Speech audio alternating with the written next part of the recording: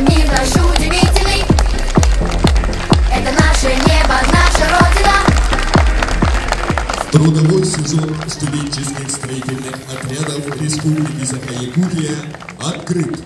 В рамках празднования Дня России в Якутске состоялось открытие летнего трудового сезона студенческих отрядов. Около 2000 студентов вузов и СУЗов в этом году будут направлены на различные виды работы во время летних каникул. Открытие летнего трудового сезона студенческих отрядов 12 июня – это у нас традиционная дата. Ежегодно мы в День России проводим данное мероприятие. После торжественного митинга наши ребята абсолютно все выходят на природу, и мы устраиваем некий такой цех студенческих отрядов. Я сегодня желаю вам успехов на этот трудовой фронт, на благо развития народного хозяйства республики, на поддержку социальную наших людей и оказание гуманитарной помощи нашим ребятишкам.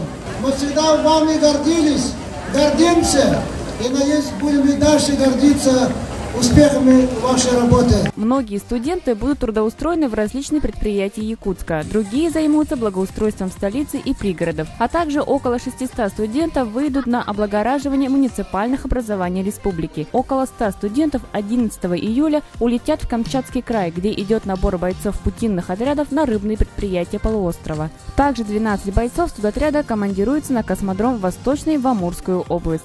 Надежда Ефимова, Джулустан Трофимов, ЯСЯ.